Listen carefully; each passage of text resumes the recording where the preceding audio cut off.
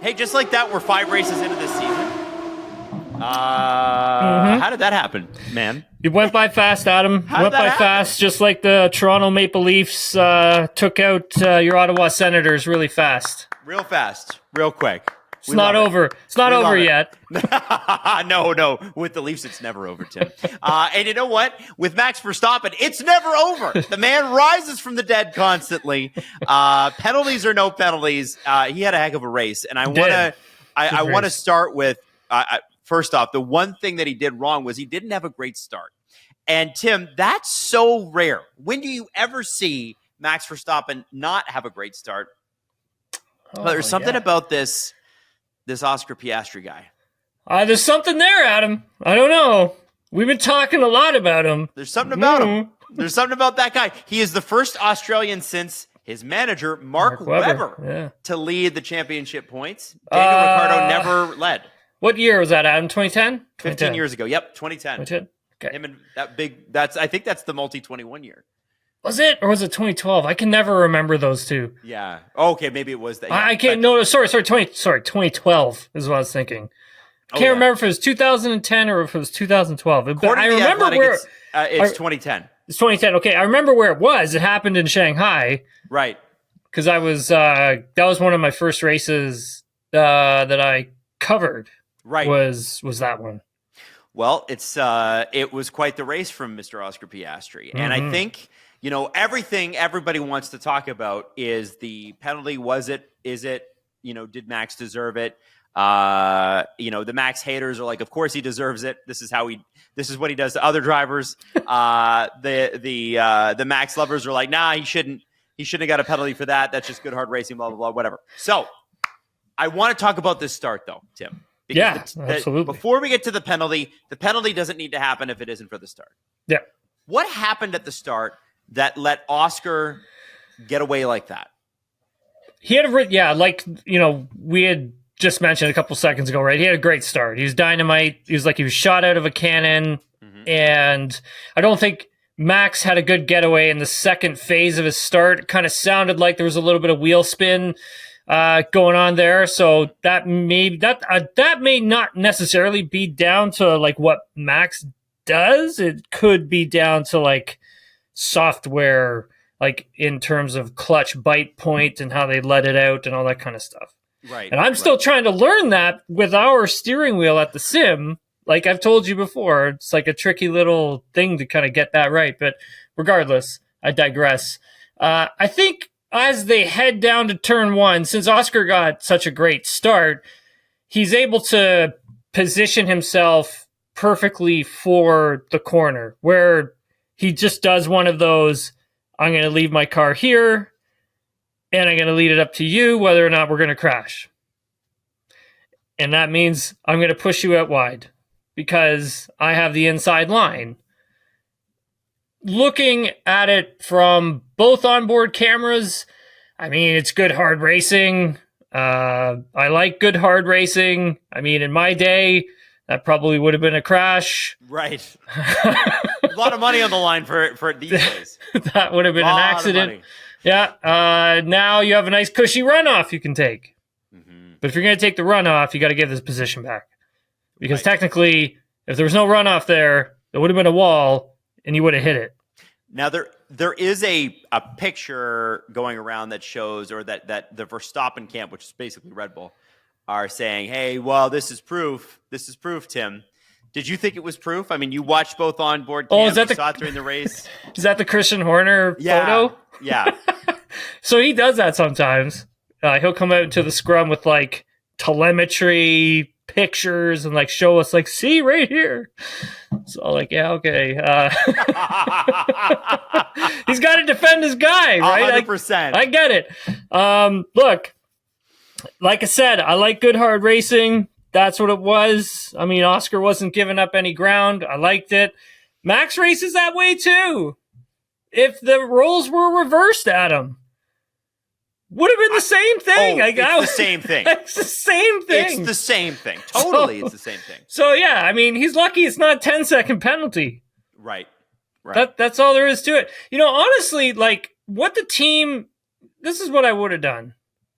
the team should have told him, I would have told him, look, give the place back, right? Just give it back, but do it strategically so you can then get it back. So, and we'll talk about Lewis Hamilton in a couple of minutes here, Adam, like in a bit. But let me tell you something. That's what I would have done. I would have used it in the area where you could trigger DRS and you could retake him going down start-finish straightaway.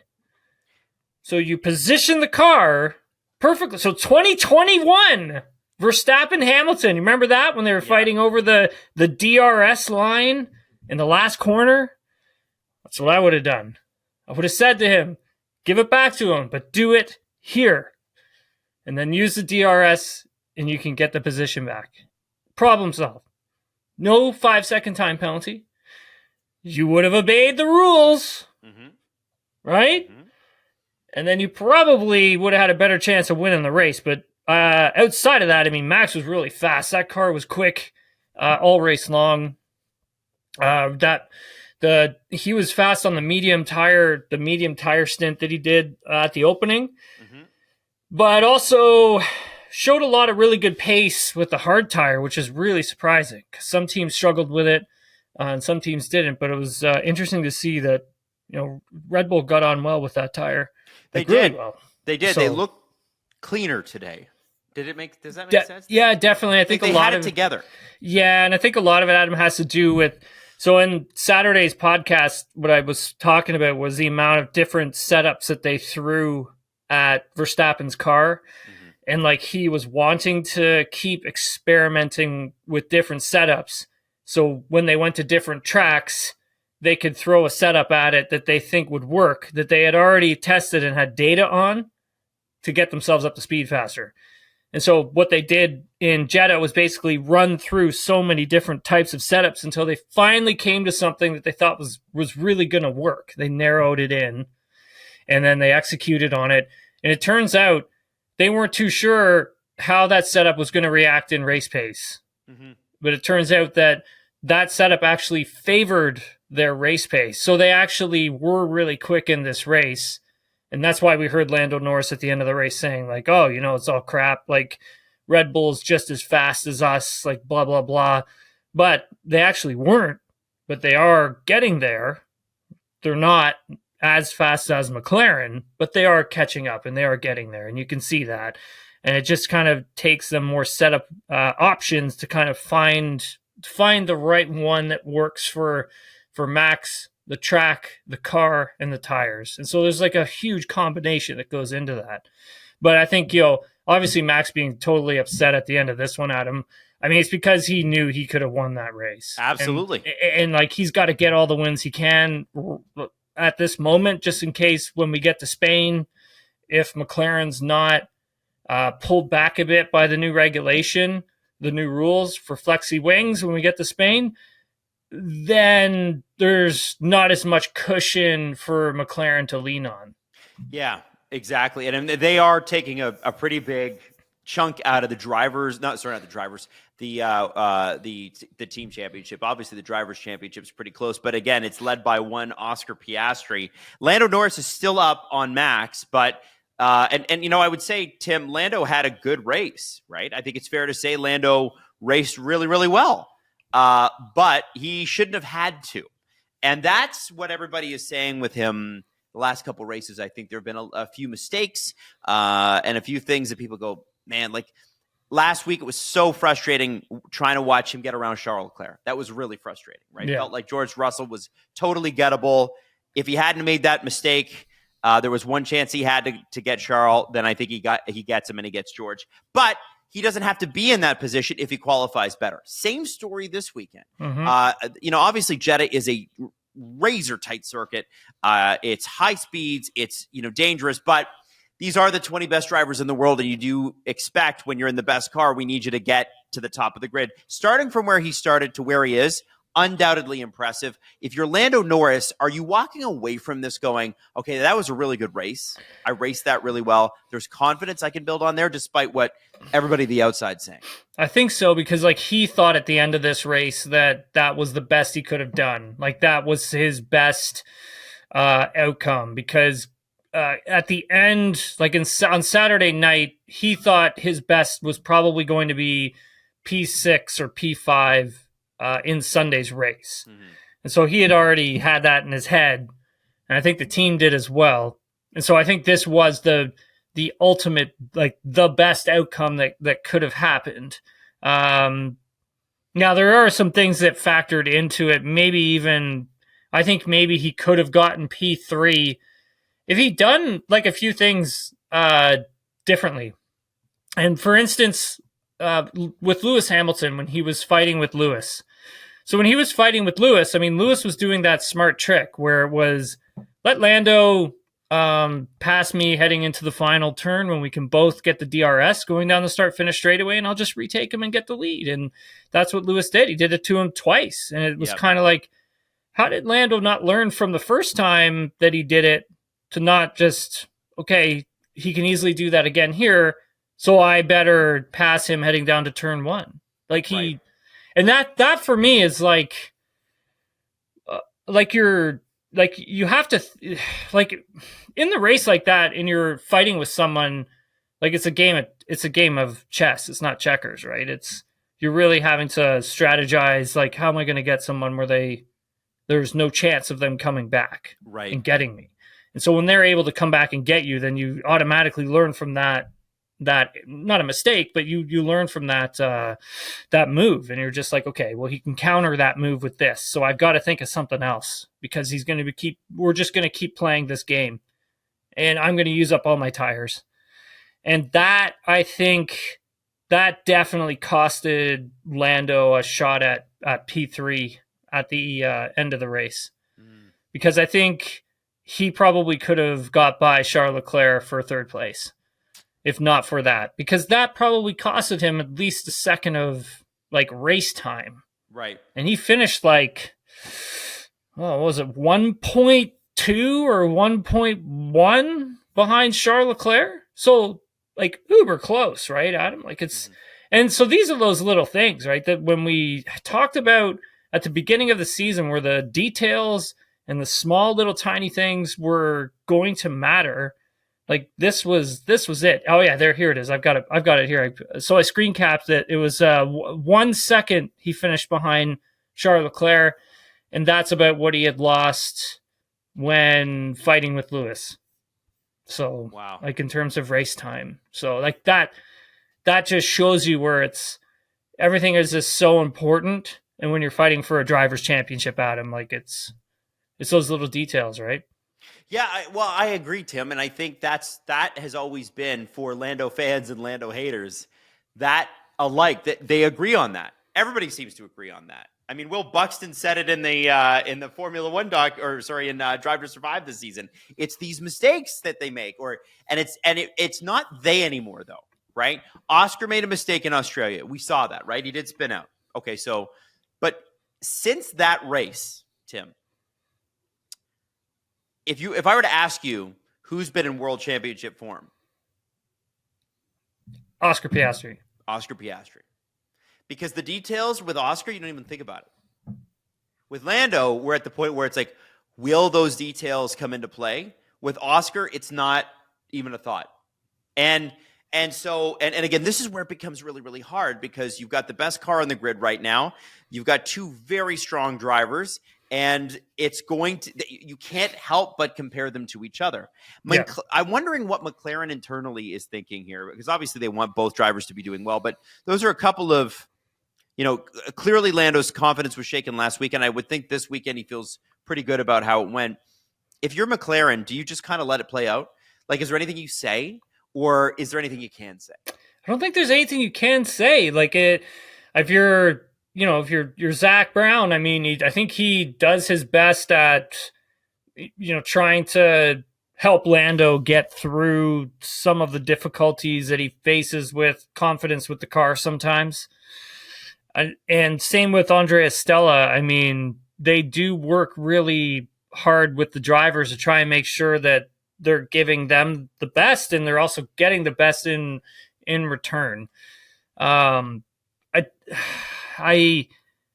I think this weekend, Adam, you can see that there is a little bit of a turning point in terms of the conversation with this car. Like if we go back to Bahrain and I had said to you guys like, hey, like I think Lando Norris was losing confidence with this car a bit. There's once he gets it into a window, he looks really quick, but it takes him a while to get into the window and to stay confident within that. At the end of this thing, Norris thought that it was Norris thought that the Red Bulls were just as good. Like he didn't think that their car was the best. Essentially, I'm paraphrasing. And the same question got put to Oscar Piastri in the post-race press conference. And Piastri didn't agree with what Lando said. He literally said flat out, we've got the best car. There's no question about it. So we got the best car. Red Bull was quick this weekend, but we still have the fastest car. He felt over one lap like Max was quick, but in the race, he felt that he was still faster than Max. So what does that tell you? Is that confidence? Oh, I think so, Adam. I think Oscar's found something with the car that works for him, and I don't necessarily believe that Lando has something there that works for him. Right. And that just comes down to Lando having to do a little searching as to what it is and how do you figure it out. Like for Oscar, all the hard work that he and the team and himself and his trainer and him working in the sim and in the off season is showing itself now. Like all the work he had done and towards the end of December into January, February, like all that hard work that he did, it didn't really start to appear until we were, I think, in around Japan. And it was like, okay, Oscar's flat out Oscar was the fastest driver that weekend. And he knew he screwed up. And that was a track that was a little difficult for him. And same with China too, I should say, actually. I should say China first. That was probably the turning point because that was a track that he was not good at. He was extremely weak at that track last year. Like he wasn't good. And that was a track that he really worked hard at in the off season to try and figure out, okay, how can I make that track and make it a strength, right? And then you fast forward through Japan, and then again in Bahrain again, another track, doesn't really like, worked hard at it, had success, right?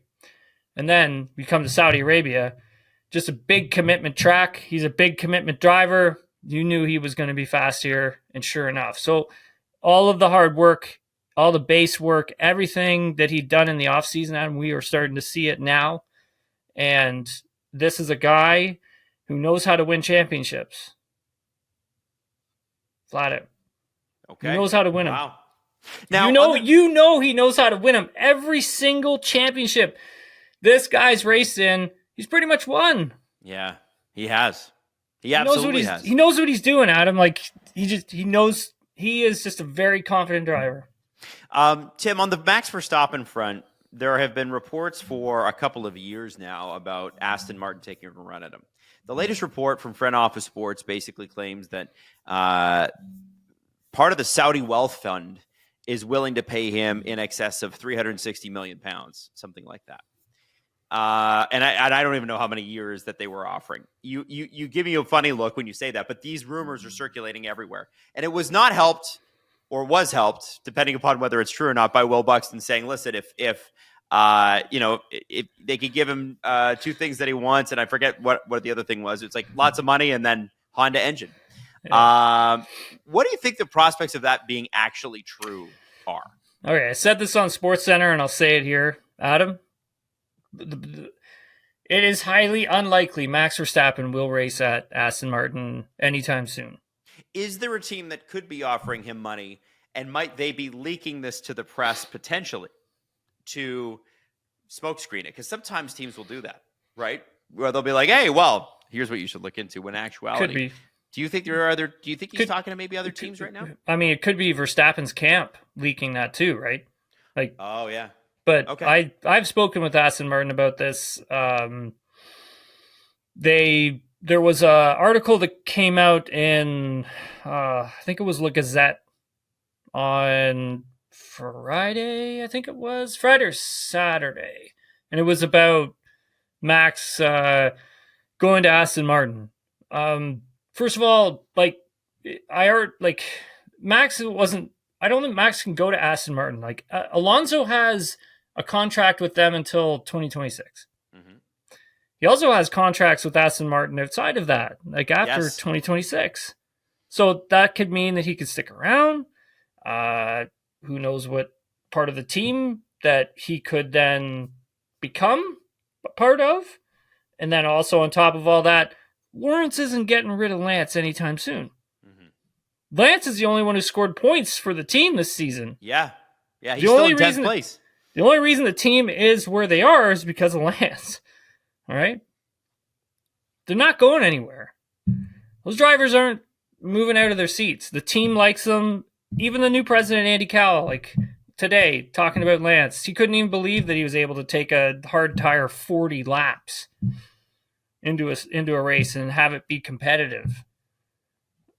In that car. In that car. That is and it's the slowest car. Yeah. Okay, so like, no offense to Aston Martin. I know they work hard, but that is not a good car. Right. Like, it is not good. What those two drivers are doing with it, like, I don't know how they're doing it. It's not good. And the only thing, Adam, when it comes to Max Verstappen, if he were to ever leave Red Bull, the only thing that makes sense to me is Mercedes. Just because of everything that we've heard in the past, how much Toto Wolff likes him. I even sat down, did a 1-to-1 with Toto about this last year for SportsCenter, and he flat out even said Max was one of the drivers that got away. He was one of the drivers that he wanted to sign him. Well, so here's where that becomes super interesting if that were to be true. Because James Vowles said that he said, I'm not Toto, but I think he's got a really good driver lineup for the future. He does. He said Verstappen winning Japan was jaw-dropping. Well done to him. But he comes with a lot of downsides as well that you have to acknowledge. And I think that what Mercedes does is have a great culture with two drivers that are delivering near the peak of the car with one on its way up. So I personally don't think there's a place for Verstappen. Now, when he says, the big part of that quote is, but he comes with a lot of downsides as well as that you have to acknowledge. What does that mean? Does it mean that his driver's setup? Because I think a lot of people go, oh, he doesn't like Yas, or oh, he doesn't like his manager, oh, he's a jerk to teammates, whatever. I took it as initially, I was like, whoa, what do you think he meant? And then I was like, wait a second. He likes a super pointy car, and that's a problem for the other guy. Yeah. And if you're getting Max and you're spending the money to get Max, and you know he's making what, 50 million pounds a year, so you're going to get him, and he's going to cost you 75 million pounds a year. You're building the car for Max, right? Yeah. Yeah, I think you're right, Adam. I thought the same thing. I don't necessarily has anything to do with Max's management, his dad, or anything outside of that. I mean, maybe a little bit of that. I don't really, 100% know, but those are easy things to work into a contract. Well, and even so, that's a subjective take too. Right? 100%. It could be a personal relationship James has or doesn't have, right? 100%. I think a lot of it does have to do with the mechanical side of things and how they build their car and, okay, what is best for the team. Because right now, I mean, obviously Red Bull wants to win the Drivers' Championship. They want Max to win the Drivers' Championship. It's a huge marketing opportunity. Max is he's a global superstar. But at the same time, you're losing money when you're not placing high in the Constructors' Championship. If you look at McLaren, that's a team that is prioritizing constructors first, right? Like that is so important to them to get that bag, to get that money, man. That is so important, right? And so that's why it's like, hey, you guys can race, but do not crash into each other. They have a car that suits both drivers when they can figure it out. But then you go down to Red Bull, and it's like one car that suits one driver. One guy. Yeah. And that's where you run into these issues now where they're facing, where it's like, okay, well, we've gone in this direction. We're committed to it. So how do we make sure that this direction works for the guy that's in the other car? Right. Because we need to place high on the constructors. We got to make the money back. We got to pay shareholders. We gotta, right? So it's very, that's a challenging call to make when you're going to bring in a talent like Max. Yes, you have to build the team around him, but you do need to keep in mind about the other driver in the other seat, because this is a team and you do need to bring in that money at the end of the year. Yep. Also, Adam, you said it. They have 2 drivers right now, Mercedes and George Russell, Kimi Antonelli. This is the best start to the season that George Russell's ever had. He's right there in the Drivers' Championship. Antonelli also has been very good. Mm-hmm. Actually, I would say he's been great. 6th place, Antonelli. Incredible. Incredible. And by the way, in the team standings, Mercedes are 2nd. Like, I don't know. That's pretty good. That's their best start since 2020. Been a while, man. I would say 21 probably. Yeah. I mean, this is really, really, really good. And they've got a good car this season too. And then obviously some of this car is going to transfer over to next year's car. Mm-hmm. Mm-hmm. So I think, Adam, like they're in a good place. Like Mercedes is in a good place for next season, like starting things off if this is where it's going to go. And so I don't necessarily think it's wise to replace your drivers like this. Yeah, I would say that you have 2 drivers that are really getting it done right now. George Russell knows how to win championships. Like it's not like George has never won a championship. He's never won a Formula 1 championship, but he's won everything else he's raced in. So I agree. Adam, that's a tough call, man. Like that's a tough call. Like if you're going to bring in Max Verstappen, like who are you going to drop? Oh, I mean, it clearly would have to be George. Why did you put all the money into Kimi? But why did you put all the money into George? And George, by the way, is doing really great. Yeah, exactly. You can make the same argument. Yeah. I don't know. It's interesting. Now, what has been stunning is obviously the driving of Charles Leclerc versus Lewis Hamilton. As I mentioned there, by the way, Kimi Antonelli has split the 2 of them. Charles is ahead of him. Lewis is behind him in total points. Still the same as last week. Listen. Leclerc finished today 31 seconds clear of Hamilton. Oh. You know, with the right tools, cleaning your car and making it look great, it's not actually that hard. Tim, what do you got in your hands there? What are you shooting at the screen, Tim? Oh, what is this? Oh, it's a little bit of silver wax. Silver wax. Okay, so that's the interior protector that Tim has, which is great. And what else I like to keep my interior nice and clean, okay? I'm very particular about my cars, keeping them clean, especially the interior. And here we have a little ceramic cleaner. Oh. Right? Yeah, little Lotus effect there. You know? Yes. Now, but here's the thing. Silver wax has the complete care promise. It basically, if you want to care for your car and you want to make it look great, and I never understand people who only clean the outside, Tim. I think the inside is just as important. I do not get it. I don't get it. Silver wax is for you. The nano diamond ceramic wax and there's insect remover. There's everything that you could look for or want. And we're going to give you 10% off your next order. Here's the best thing. Silver wax takes absolute care of your car. Find Silver Wax products at your local Canadian Tire or go to silverwax.ca and use the promo code SDPN10 at checkout to save 10% off your next order. Again, that promo code is SDPN10. Go to silverwax.ca. It's not good. It's not good, is it? Lewis didn't really feel comfortable, like in the car, in the race, at all. No. And I don't think he doesn't really know why. And he doesn't really know why it's not happening for him right now, and he's not sure why he can't feel it like Charles can. I honestly think he's not going the right way with setup. Okay. Still, I've been saying this now since I think Japan. So if you go back to the earlier podcast, I was talking about it there. I mean, Frederick Vasseur thought it, was, confidence, right? Like confidence with the car. and himself that is could be a problem, and it's why he's struggling with the balance of the car. Now that's something that playing around with setup might help, or maybe he should venture over and take a look at what Charles is doing and maybe trying to see if he can make that work, because Leclerc has squeezed all the performance out of this thing. There's not much left in it. Like Right. Yeah. he's like, Charles done a really great job of making this car quick. Could be an upgrade package coming for Imola, pretty big one. Whether or not it'll help Lewis, I don't know. But now, how much time do you put into Lewis, or how much longer before you start to prioritize Charles over Lewis? That's a good question. I don't know. I mean, the thing is that like they spent a lot to get Lewis, right? They did a lot to get him there. He's been working hard. That's a tough call to make, you know. Like I think you wait till this upgrade package comes for Imola. See what happens. See what happens over the next few races after that. Maybe by the time you get through Canada, then maybe have a rethink as to where you are, what you want to do.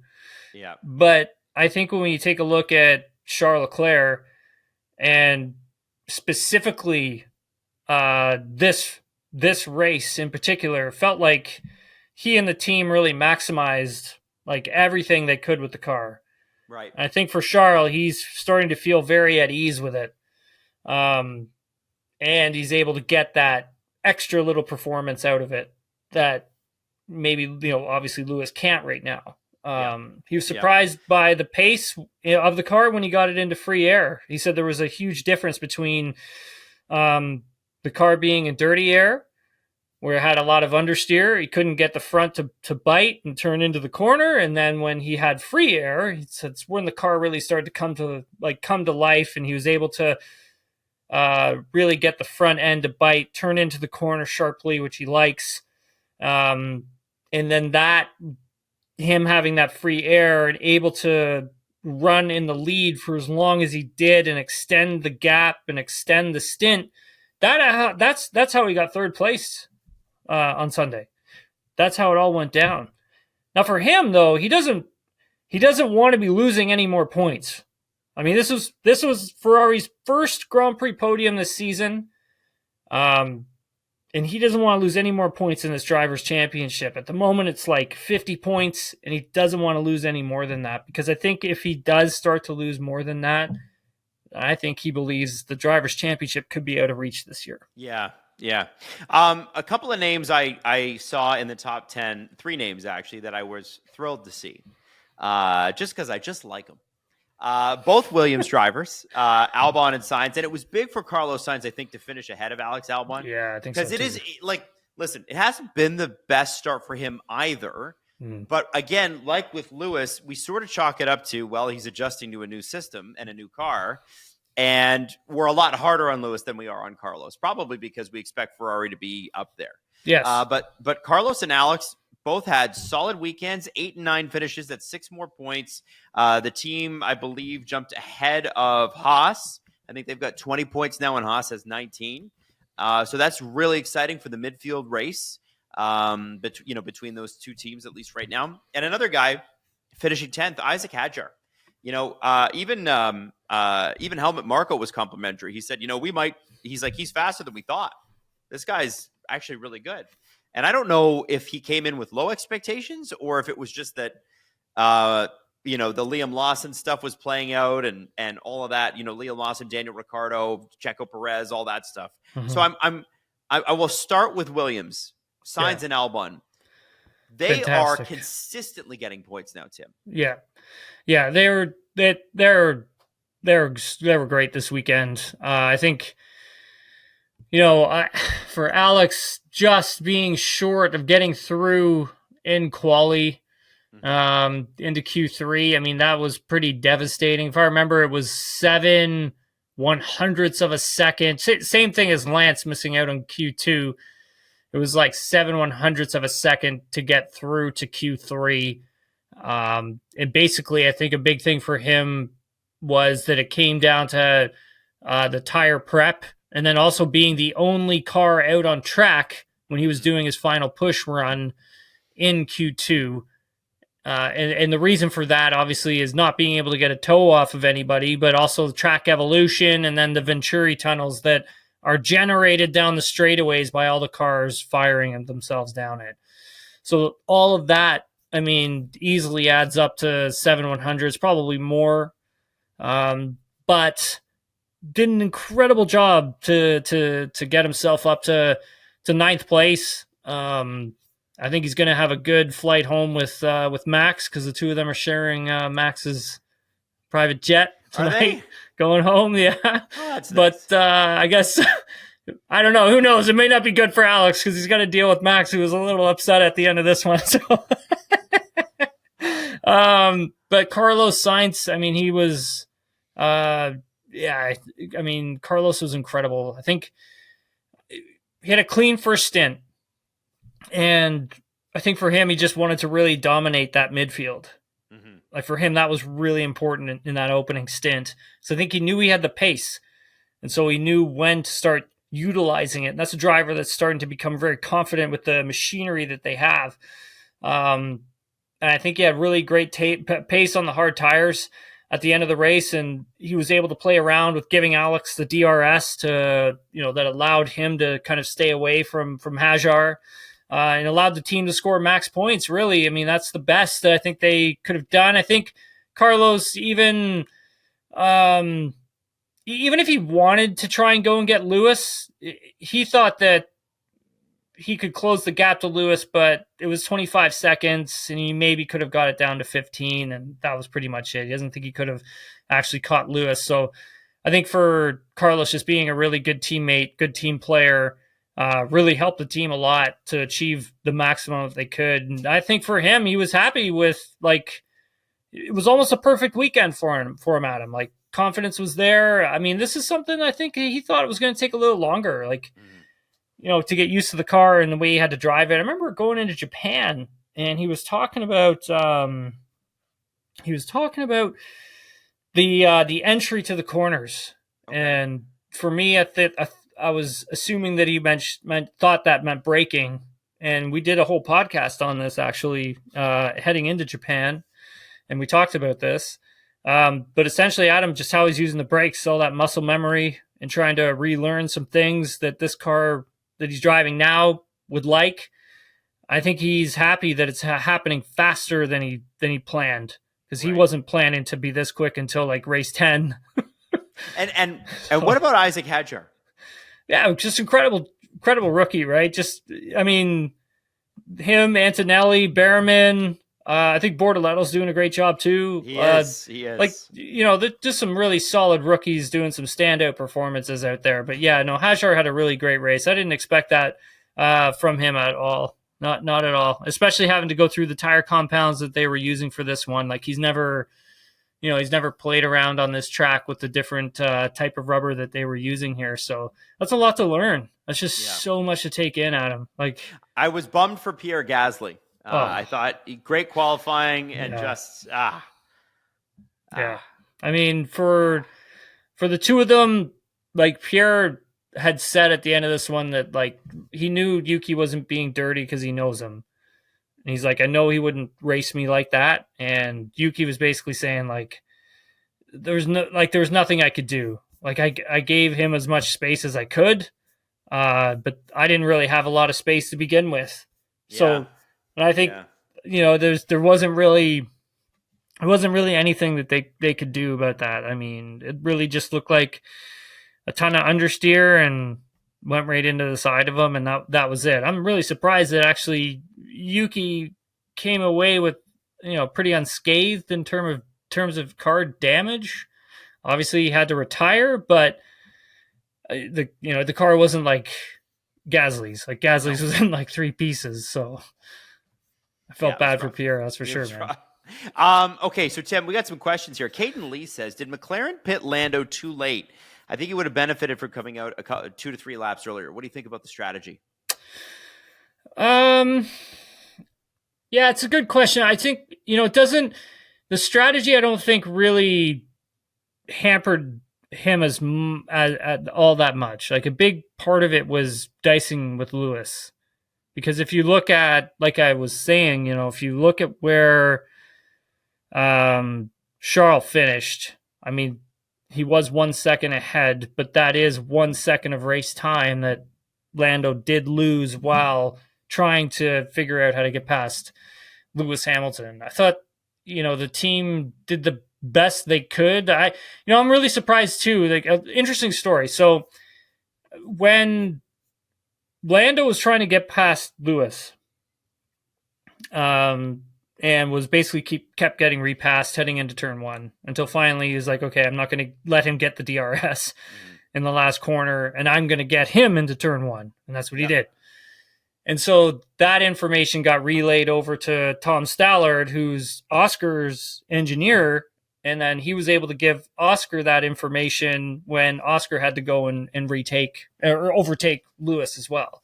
Right. I was like, yo, pass him into turn one. Don't let him hit. So, I mean, pretty good teamwork by both sides of the garage. So they're still talking to each other. Everybody's still talking to each other. So that's a good thing. Yeah. But in terms of like strategy, I mean, I thought McLaren actually ran a really good strategy in this race. I mean, there's been times where I've questioned their strategy a lot. But I thought this one was good. Andrew says, good recovery from Lando to get to P4. Miami up next. How do you think McLaren fare there? I think they do okay. I mean, Adam, I think they do okay. I think they come away with the win. Now, whether that's going to be Oscar coming away with the win or if it's going to be Lando. I mean, I was there last year when Lando got his first F1 Grand Prix victory. And it was really cool. I got to do a really good interview with him, and Zach crashed it. Crashed our whole interview, and we were like live on TV when that happened. It was great. But aside from that, good memories. No, I think it's the type of track conditions that will favor McLaren. I mean, we've seen in the hotter temperatures, Bahrain, for example, probably a little more like it'll be like that. And that favors McLaren because they do a really good job of just keeping the tires as cool as possible. Mm-hmm. And that is essentially, Adam, where their advantage is. Like it's just keeping the tire cool and alive a little bit longer than everybody else can. And that is essentially where it's all at. They may have a tiny bit more downforce, not a lot. But that's pretty much it. Like, it's not like they've got this massive advantage that nobody can catch. I mean, it's like they've got something here that other teams can catch up. It's just getting the tire temps in the right window and getting the teams to understand how to work with that. And so I think Oscar seems to be able to do that. Yeah, exactly. And I think McLaren's going to be pretty strong in Miami. Tamara says, Tamara Sutherland, do you think the 5 seconds was sufficient for when Max cut the corner at the start of the race? Would a 10-second penalty been more suitable deterrent, given that clean air is a huge advantage on most tracks? Lawson got a 10-second penalty on a later but quite similar incident. Yeah, that's a good question. I think probably if you're gonna give him that penalty, it's got to be 10. Because like I was saying off the start, I mean, technically that should be a concrete wall. So if that's gonna happen, you got to give the corner up. Yeah. Or else you're going to hit the wall, and that's going to be the end of it, right? Yeah. So I think you maybe a little bit harsher of a penalty. Like that's why I was kind of like, that's why I was kind of like laughing when I was like 5 second time penalty. Like, I mean, he almost wiped that out, like on the opening stint, like because Oscar was struggling with being behind Max. Because Oscar's tires went away faster than Max's did, which is an interesting little nugget out of this whole thing to see that happen. Because Max in clean air was like super fast, and I was surprised that he didn't wipe it out. He was close to wiping out that 5 second time penalty, and if he had of, then we would have been sitting here talking about, well, why wasn't it 10? Right, and that's why I'm like, yeah, it probably should have been 10. Because yes, I think Tamara is right. Like, 5 second time penalty with clean air now. Clean air now is going to be the story. it's going to be a big story for all of us. And we're going to be talking about it a lot because you can see how much it gives these teams an advantage when they have it. Charles Leclerc, having clean air for as long as he did, allowed him to get P3. So there's last that. question here from Mayhem. Tim, you talked a few times about how much Antonelli spent driving F1 cars during the winter. How much are F1 teams allowed to have their drivers drive new and old cars during and between the seasons? Why didn't Red Bull do the same with Lawson in last year's Red Bull car? So they can test like old cars, like 2020, 2021 car. Like they can go and test those quite a bit. They can do testing of previous cars. They're only allowed to do that so much within a season. Okay. And what that is like testing the 2023 car. So he was allowed to go and do that as well.